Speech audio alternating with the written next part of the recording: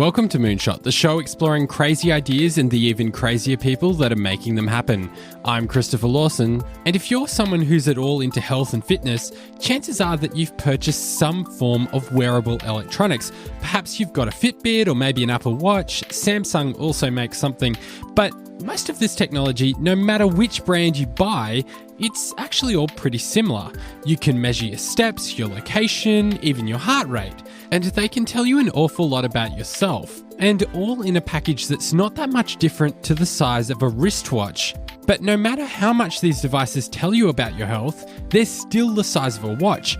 But what if you could take those electronics and sensors and then put them into a patch, something that you could wear against your skin and it would measure your health and your environment and you wouldn't even feel it? It would be like an electronic skin. And that's the type of moonshot technology that, as it turns out, is actually not that far away.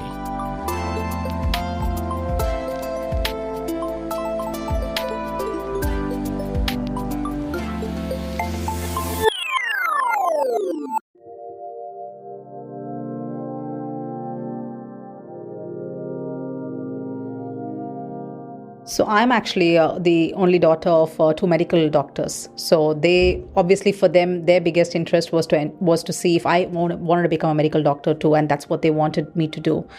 But when I was at the crossroads of deciding, whether I'm going to do engineering or whether I'm going to do medicine, that was pretty much, it was in the year 2000, and that was pretty much a time when computers and mobile phones were becoming, a more integral part of our lives. So we bought our first computer at home. We had our first mobile phone bought around the same time. And I think I had a curiosity to actually understand how these things work and what electronics actually does. So that was the reason I chose to do electronics and communication engineering. But in India, a lot of people actually chose to go more into IT fields. So even back then, in spite of the fact there were so many of us doing electronics and telecommunication, that is, we still had over, I think 80% or 90% of them went on to do IT jobs anyway. I can't code to save my life. So for me, the only option and the more interesting option was to actually stick to electronics, stick to actually understanding how electronics works. And so when I came here to do a master's in microelectronics, and that was the first time I actually managed to go into clean rooms. Now, clean rooms are essentially, rooms which are very clean, because you're trying to make electronic devices in there which are so small that even an eyelash can destroy, thousands of devices in just one stroke. So the idea of actually going into the clean room and be able to make electronic devices with my own hands, that was what excited me the most. And that's why I just decided to stick to this. So my name is Associate Professor Madhu Bhaskaran, and I work at RMIT University, where I co-lead a research group where we do functional materials and microsystems. We do many kinds of research, but one of the things which I mainly lead is my work on stretchable oxide electronics. When you say stretchable oxide electronics, what are you talking about? Okay, so stretchable is in the sense of, having a rubber band-like material or a nicotine patch-like material on your skin. So something which sits on your skin or sits on your clothes and which can bend and flex along with your body's movement. So that's what I mean by stretchable. Current technology like your Apple Watch is more flexible rather than stretchable. In the sense it's more rigid, whereas stretchable is something which is much more fluid and much more conformal. Oxide, as in the materials which we use in the actual electronics. So oxides are basically glass-like materials. They're not new. So every electronic device you're holding is probably going to have many layers of oxides in them. And it's the same oxides we're trying to, incorporate into stretchable electronics. Now, these stretchable electronics Madhu is talking about are commonly called electronic skin, patch-like devices that you can apply to the body and which will move and behave like your regular skin. Universities across the world are working on this technology. MIT for one, the University of Colorado for another, and even the University of Tokyo is working on something similar. And the possibilities of this technology, if you can get it right, are quite vast. So in my case, I focus a lot on using these more to track external environmental factors. So things like, say, pollution or presence of a dangerous gas, or tracking the amount of UV you might have exposed yourself to and things like that.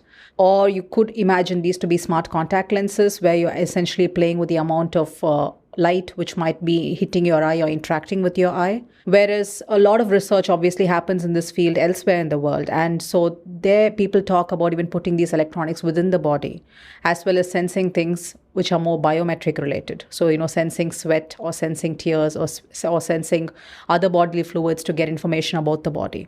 Or taking it a step further, in terms of biosolvable electronics. So actually placing these electronics within the body and to do whatever functionality you need them to do for a specific amount of time. You talked a little bit about the materials that go into making these patches. Can you explain a little bit more about those materials and how they work? The main components are two main things. So one is a stretchable rubbery substrate on which the entire sensor sits on. And that is pretty similar to contact lens type material. So as you can imagine, it's really soft, it's pliable, and it's biocompatible as well.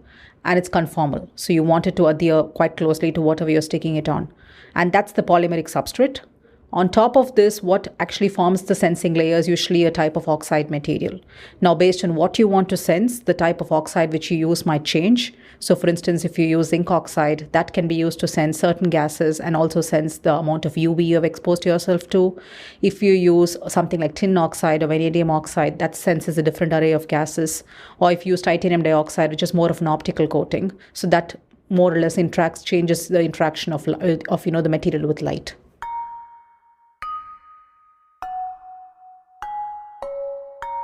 What sort of level is this working on? Is this like a micro level? Is this a nano level? Can you explain a little bit about where this sits in the scale of technology? So the patch itself is obviously quite big. It's more macro level rather than anything else.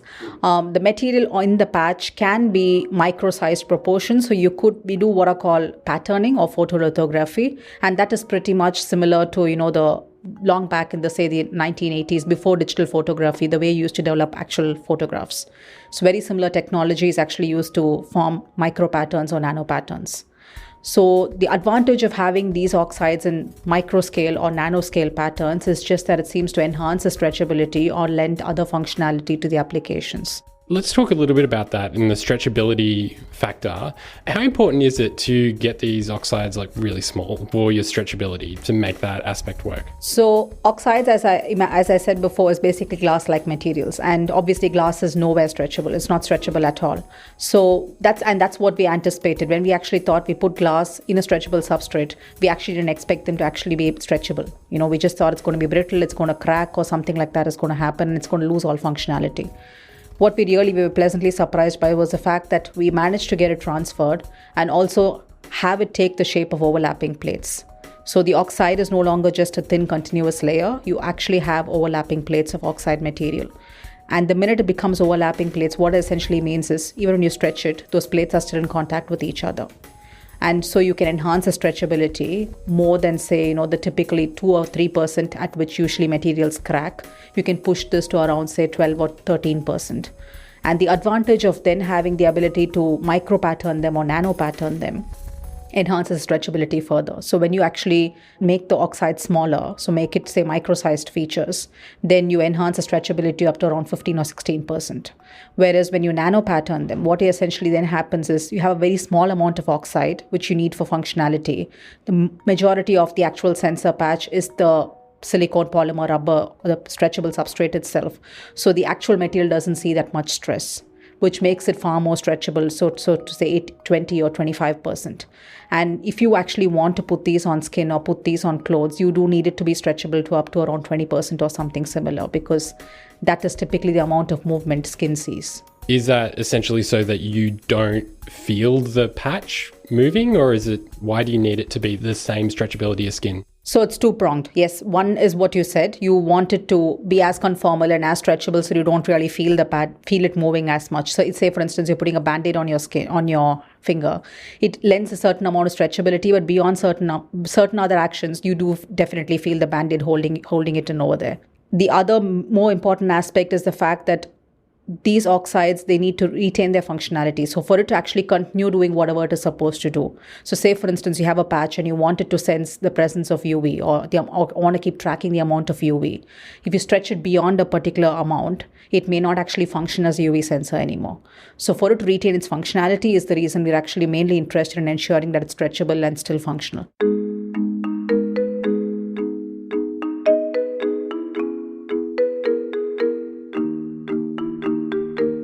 As Madhu just mentioned, Layering the oxides in this electronic skin and making them really, really small can enhance the stretchability to the point where it actually behaves like regular skin. But it turns out those layers themselves are actually quite unique. And a good way to picture them is actually like the Earth's tectonic plates. So what we actually do when the oxides are sensing is what we're actually measuring is a parameter which is called electrical resistance. Now, for electrical resistance to actually keep continuously being monitored, you actually need the oxide to be as a single layer or as possible. You don't want any cracks in it. You don't want it to short. You don't want it to become an open circuit in some ways. So what happens when you stretch these materials too much is they essentially become open circuit. In other ways, they stop giving you an electrical signal, which is what you need to actually continue sensing the whatever parameter you're sensing. So the fact that you actually have these in the form of overlapping plates, and they were micro-sized plates which are actually overlapping with each other, and that's why we kind of thought it looks similar to geological plates which make up the Earth's crust, and we call it tectonics. And the fact that it's micro-sized, we call it microtectonics. So as you can imagine, now when you have them overlapping with each other and you're stretching it, up to a certain point of time, they are still in contact with each other and they don't become open circuit. You can still get a sensible electrical signal out of them. Beyond, say, the 15 or 18 or 20%, which I mentioned earlier, if they become open circuit, then you no longer get an electrical signal and they stop functioning as a sensor. But once you again let it go and it goes back to its original state, it again goes back to becoming overlapping plates again. So that allows you to, use it within a set regime, but keep reusing it. So in case it does become open circuit, that's not the end of the sensor. It does recover once you set it back to its original position. Okay. Cool. So you've got some sort of samples of what you've been working on. Can you talk a little bit about these and describe them for me? So I have two samples here. So one is actually a typical silicon chip. So as you can see, it's actually really rigid. You throw this on the floor, chances are it's going to break into quite a few number of pieces, and you can't really recover it beyond that point. But this is exactly the technology which is sitting inside your mobile phone or your computer or your tablet. This has many, many, many devices. So you can see there are patterns in there which are really, really small. So what we actually always do, and similarly in Intel, which is what's always done, is you make these on a much larger scale and then you dice them up to get many devices. So that's silicon technology, and that has oxide materials in them. That's exactly what is essentially in my iPhone, and there's just many of them. And yep. So that particular chip which I'm looking at actually has a silicon substrate, so it's a pretty hard substrate which breaks quite easily. It has a layer of metal basically to make contact with the oxide material over there. The oxide which is sitting there, which behaves like a memristor material, and one more layer of electrodes. So basically for you to do the testing and get electrical information out. So this next patch, I can already see like a very vast difference in it. It's clear and it's translucent, and it sort of moves around. It's quite flexible. It is very much like a contact lens, although probably feels a bit thinner than a contact lens. It's a lot softer than I thought it would be. So this is exactly the same thing, but on a stretchable contact lens type material. So as you can imagine, as you can see, it's actually really soft. It's conformal. It pretty much just winds itself around my finger right now. I've unfortunately dropped it, and obviously it's still here, so that means it is unbreakable. Yeah, and it's exactly the same technology, but on a soft polymeric rubber, and that's what we're trying to work towards. They're having the ability to have patches like this, which can sit on your skin or sit on your clothes and move along with you, feel much more fluid, and be transparent, so you don't feel yourself wearing it, it's quite unobtrusive in some ways, and it's also unbreakable. And we'll have more of our interview with Madhu Bhaskaran looking at electronic skin right after this break.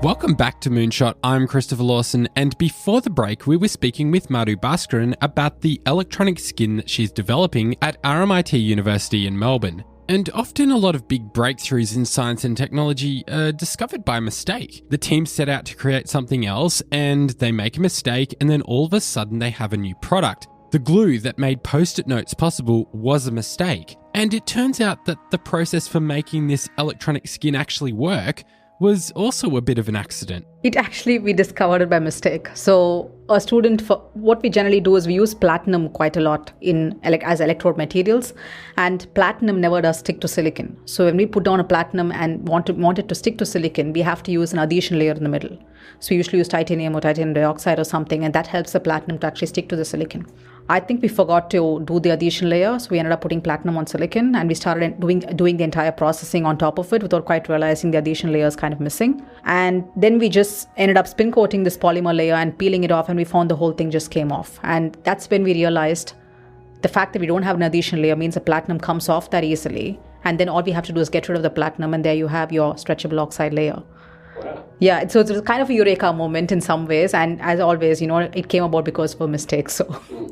And how long ago was that you realized this? That was back in 2012, I think, when we actually started working on this back then. So you've been working on this for quite a while now. Yeah. And so when we did the transfer process for the first time, we did it with indium tin oxide. So indium tin oxide is a conductor layer which is there on all of your smartphones.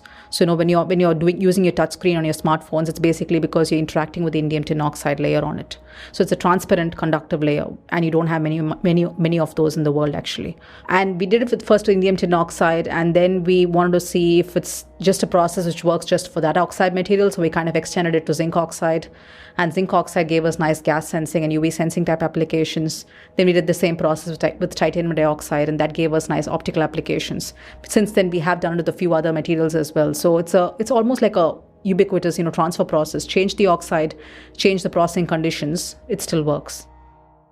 Now, you've probably seen videos of people working in factories in China making all the gadgets that we use every day. They're usually covered head to toe in protective gear in lab-like conditions. And making electronic skin is no different. Madhu makes these stretchable electronics in a special lab hidden in one of the buildings at RMIT, and she took me there to have a look. Plenty of warning symbols on the door there. It's one of those things which houses quite a few dangerous gases and dangerous chemicals. We need to be really careful. Okay. So what we have here is the Micro Nano Research Facility. And this is a facility which RMIT opened up in the late 2014. So it's a little over 3.5 years old now. Has over 300 users.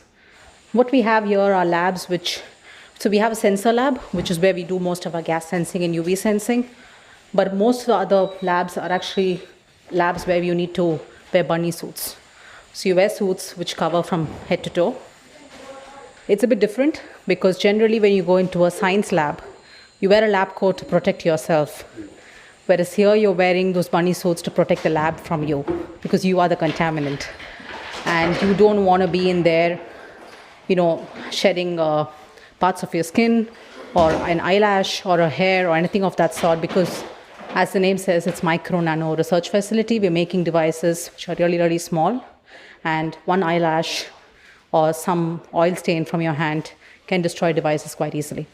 So they are very sensitive to outside influence, essentially. Yep. And so we also have dangerous gases and dangerous chemicals in here. And those are mainly in place to actually allow us to process the materials because we undertake a lot of patterning steps. Like I mentioned earlier, it's a bit similar to old photography, which was done back in the 80s before you had digital photography. So there are some chemicals in here as well, which again, you need to be mindful of. So what other sort of stages are involved in coming up with like a patch similar to what you showed me?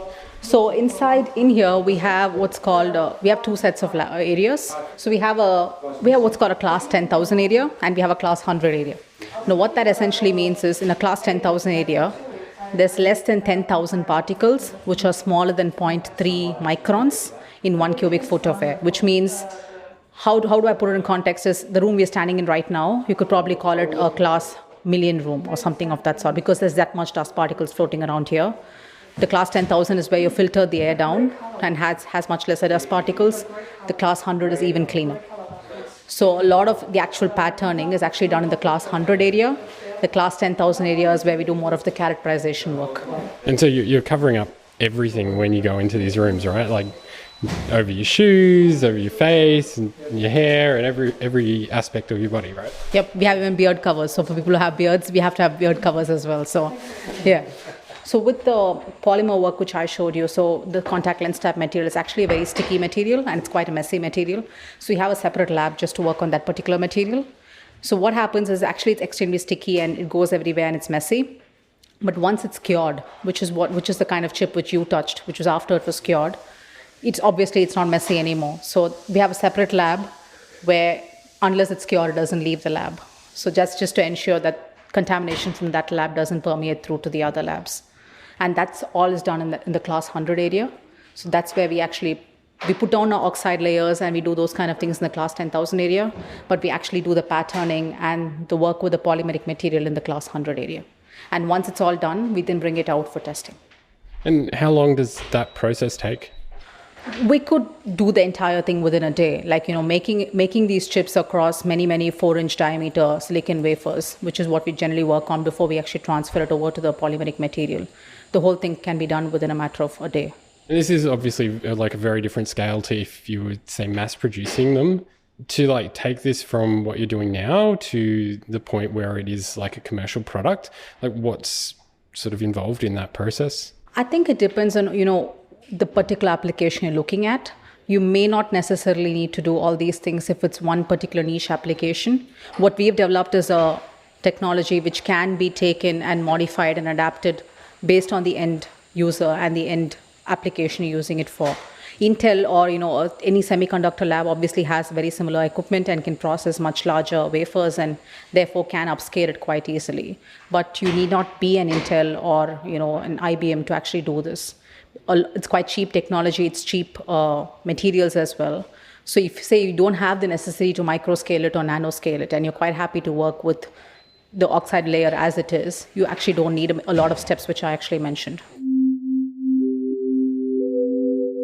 When you chart a path of technology over the past 50 or 60 years, it's been clear that every couple of years technology gets smaller, while the capabilities of that technology increase. Moore's law says that every 2 years the number of transistors on a chip will double. And with that has come the ability to make really, really small and powerful devices. There is more power on your iPhone than what was involved in sending man to the moon. Now, the electronic skin that Madhu is working on is not a finished product yet, but after touching the patches, to my mind it feels like this technology is actually really, really close. And Madhu says that every time they talk about this technology, the possibilities of where these patches could be used is increasing as well. So whenever we put out a media release on this, it kind of just opens our eyes up to so many more applications, because we get a lot of people coming and saying, oh, can you use the patch to do this? Or, how about this particular application? Like somebody suggested we could put this on wooden furniture, because wooden furniture degrades with time and it outgasses. So it actually releases a gas called formaldehyde. So somebody asked, can you put these patches and thereby, track the way wooden furniture is deteriorating with time? So, I mean, these are obviously things which we would never think about. For us, our mind kind of goes in more obvious directions, I guess. Gases is a huge possibility, because there are so many different types of gases and so many different types of things which we need to take into consideration. So pollution is one. We also want to track dangerous gases. And if you talk to people in defense, detecting explosive gases is again something which is very important. UV again has quite a few, beyond just skin cancer, it has other applications as well. So for instance, using that to track the amount of vitamin D production in the blood is something which is important. Burns victims, for instance, they actually feel that vitamin D is quite significant in the healing process from the burns.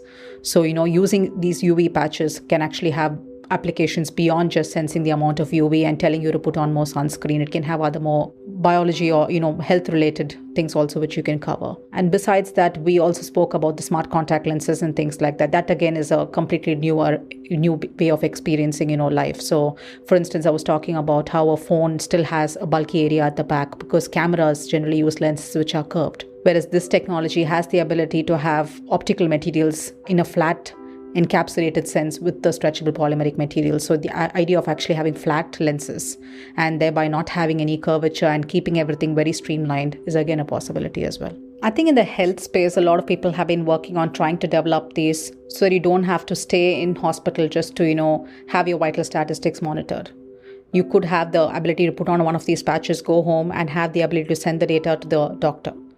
I would never want these patches to actually take over diagnostics. I think that is something which we still need human minds and human brains working at.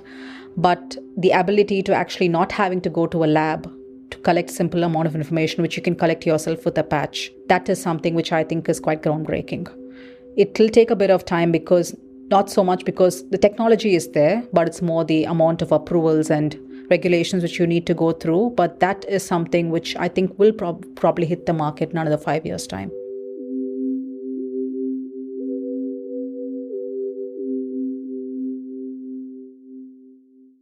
If you love Moonshot, then make sure you subscribe to the show on Apple Podcasts and leave us a review. We're also on Spotify, Google Play Music, Pocket Cast, Overcast, and any other podcasting app. So subscribe to the show to make sure that you get the latest Moonshots whenever we release them. Moonshot is a production of Lawson Media, and it's hosted by me, Christopher Lawson, and also Andrew Moon. Andrew Millist designed our amazing cover artwork, and Breakmaster Cylinder composed our theme track. You can find out more about Moonshot by following us on Facebook, Twitter, and Instagram. Just search for Moonshot Pod. Join us next time on Moonshot as we explore more ideas that are changing your future.